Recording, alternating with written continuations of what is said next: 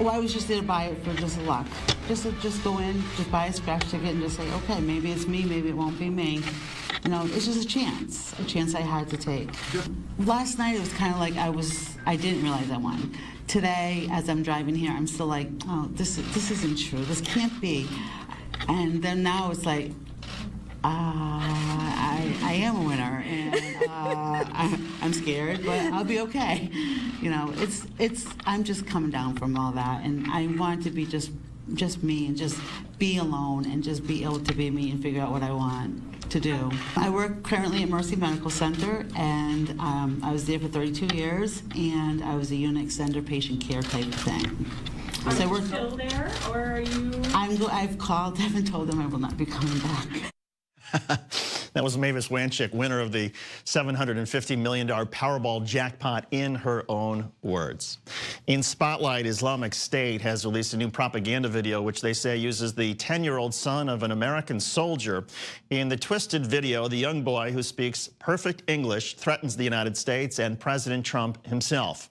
Watch. This battle's not going to end in Raqqa or Mosul. It's going to end in New Orleans. So get ready, for the fighting has just begun. The young boy is seen walking through the rubble in what he says is Raqqa, Syria, and training with Islamic State militants. The boy, who calls himself Yusuf, even addresses President Trump by name. He says, "My message to Trump, the puppet of the Jews: Allah promised us victory, promised you defeat." The United States is looking to verify the child's identity. Joining us now is Ryan Mauro, national security analyst for the Clarion Project. Ryan, what do you make of this video? Well, I view everything that ISIS does, including their violent actions, as being part of an argument. It's an argument between them and then other radical Islamic groups over who has the superior ideology, but also an argument between them and us, the US, Israel, Europe, and our secular democratic ideals. And so the message that I think that ISIS is trying to send, well, really, there's two messages. First, you can kill all of the adults, our children will go on fighting you. So don't think that any victory you're having right now is permanent. And secondly, is a message to the Muslim world saying, look, our ideology is so persuasive that even the children of American soldiers who have fought terrorists are joining. So you have American boys joining our ideology as opposed to ISIS joining the American ideology. At least that's the argument that they're trying to put forth and that we need to counter. Does it also suggest maybe a certain sophistication in that, as you point out, as ISIS continues to lose territory in Iraq and Syria, they still maintain so many supporters around the world who can not only film these videos and put them together, but also distribute them? Yes, but by now they've had enough expertise, even though we've killed most of them, that they've passed on that information, that expertise to other people. So I don't think that this type of propaganda is necessarily something that you can just delete from the world. But what we can do is do our own messaging. Anything ISIS does in terms of putting something out on the internet is something that the United States and its allies can only do in greater quantity and greater quality and with actual truth. So one of the ways we could respond is having videos of children telling the stories of how horrible it was under the ISIS caliphate. Having children tell the stories of how thankful they are for the Americans and their Muslim allies in defeating ISIS. And give footage and tell stories about how Christians and Arabs and Kurds have come together to fight side by side against ISIS in Raqqa and are winning every single day now.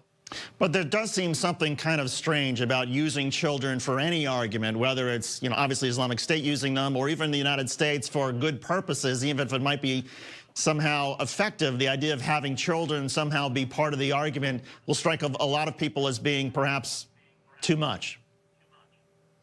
It's strange to us, it's not strange to them, and that's because if you look at authoritative Sharia law manuals, they say that you are supposed to turn young boys around the ages of 9 and 10 into mujahideen fighters. So this is what a radical Islamic group would do in order to say that they are following this archaic medieval Sharia law that they believe they're supposed to implement today. It's a source of saying, look at how obedient we are to Allah. So this is actually powerful for a certain element of the Muslim world. But make no mistake about it. Look at how they opened this video. It was addressed to Trump, who they called the puppet of the Jews. It wasn't, oh, we disagree with some of your foreign policies, we want your troops out of Afghanistan. No, fundamentally, what was this about? Trump, you are a puppet of the Jews. This is modern day Nazism. Ryan Mauro, national security analyst for the Clarion Project. Ryan, thanks for joining us. We appreciate it. Thank you. And now a look beyond stateside in our global roundup. In Switzerland, there was a frightening landslide that hit a small village, burying roads and homes in a thick layer of muddy water. At least 8 people are missing. Nearly 200 had to be evacuated as rocks and mud flowed into the area. Some of the evacuees included tourists and hikers traveling through the Swiss Alps. Authorities have been monitoring the region since June because of unusual movements. In southern China, Typhoon Haito is drenching cities with heavy rain and flooding. In Macau, the typhoon's wind and rainfall have already damaged buildings, knocked down trees, and flooded roads and cars. At least 16 people have been killed. Earlier, the storm hit Hong Kong, causing similar damage and injuring 34 people. Just ahead, that deadly U.S. Navy collision off of the coast of Singapore. 10 U.S. sailors lost their lives. We will dedicate our final thoughts to them ahead.